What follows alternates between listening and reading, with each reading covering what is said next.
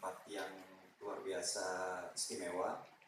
Grey Art Gallery sebagai ruang galeri yang komersil, tetapi memberikan ruang bagi kalangan seni rupa seniman Islami yang ini untuk pertama kalinya. Tahun lalu di bulan Ramadan tidak ada program ini. Ketika Grey menawarkan ke saya mengenai tema seni rupa Islami ini, saya cukup berbahagia karena selama hampir 8 tahun di S1 kemudian di S2 fokus concern saya mengenai seni rupa Islami. Saya sebagai praktisi, kemudian akademisi. Praktisi dalam arti dulu pernah mengenyam dunia kepesantrenan, sehingga bagaimana susahnya tembus ke konstelasi medan seni rupa. Di pameran ini saya mencoba mengkombinasikan bagaimana perupa akademis yang berlatar belakang sarjana seni rupa atau akademisi, dan juga kami coba mengkolaborasikan dengan seniman-seniman otodidak. Saya banyak juga mengundang seniman-seniman dari kalangan pesantren, santri, dan mungkin pertama kalinya juga seniman yang diundang dalam sebuah pameran dalam tajuk seni rupa Islami, hampir 15-20 seniman non-muslim. Penelitian saya terakhir ketika 2011 itu tajuk pameran mungkin cukup besar, pameran besar seni rupa kontemporer Islami Indonesia itu di Galeri Nasional Bayang. Itu diinisiasi oleh Ikatan Alumni ITB. Hampir 200 karya alumni ITB dan seniman-seniman undangan memamerkan karya di Galeri Nasional. Tapi dari kebanyakan senimannya itu, rata-rata latar belakang secara relasi hegemoninya otomatis didominasi oleh seniman muslim. Namun berbeda dengan kali ini, saya meminjam istilah Islami, terminologi Islami di sini mengacu pada kata adjektiva, dia mengarah pada sebuah nomina kata benda. Jadi Islami di sini sebuah kata benda yang disifati nilai-nilai keislaman, sehingga seni Islami bisa juga dipresentasikan oleh seniman non-muslim. Bagaimana perspektif mereka terhadap Islam itu sendiri. Yang saya pahami bahwa seni rupa Islam atau seni Islam itu dia berasaskan dari dua sumber. Seperti yang dinyatakan oleh Ismail Al-Faruqi, dia membuat buku Atlas Budaya Islam. Seni Islam itu bersumber dari hanya dua hal, Quran dan hadis. Nah,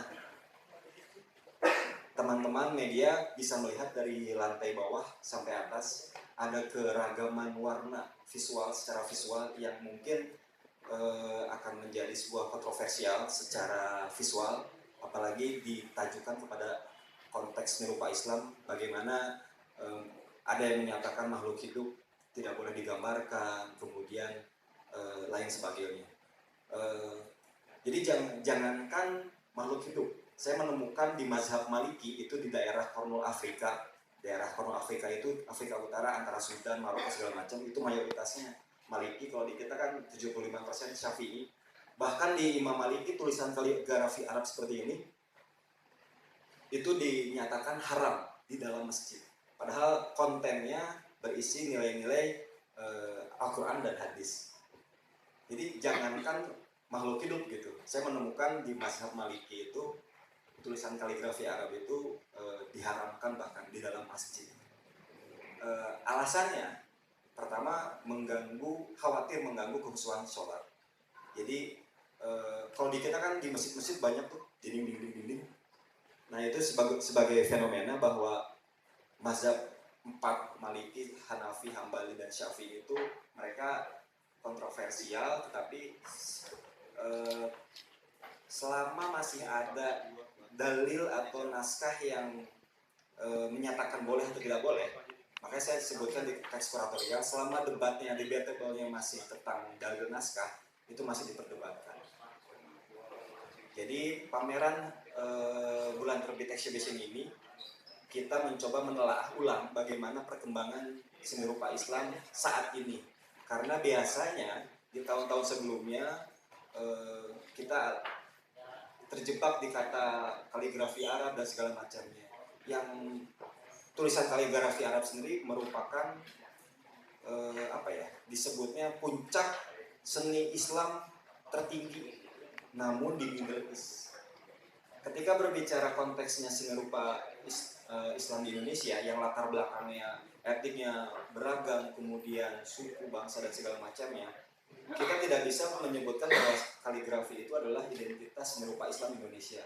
Makanya kami mencoba menelaah ulang bagaimana wacana gagasan visual seni rupa kekinian saat ini. Ini bisa juga kita lihat bagaimana ustadz-ustadz gayanya berbeda dengan gaya-gaya dulu. Tentunya Islam sangat dinamis. Bagaimana Islam mencoba dakwah dengan bahasa kaumnya, bahasa yang relevan dengan zamannya. Begitupun dengan seni. Kita coba menata ulang bagaimana konteks seni rupa Islam saat ini yang ada di Indonesia. Makanya kami, terutama saya, mendorong untuk seniman-seniman merealiskan karya-karyanya. Karena saya menemukan juga di abad ke-7, itu sekitar tahun 750 Masehi, di era Umayyah, Bani Umayyah. Karena kan Nabi Muhammad lahir 571 Masehi. Kemudian saya menemukan data ada lukisan di daerah Samarkand, Yordania. Sampai sekarang itu mural painting realis, judulnya Six King, 6 raja, yaitu raja-raja taklukan Daulah Umayyah, dan itu direaliskan. Bahkan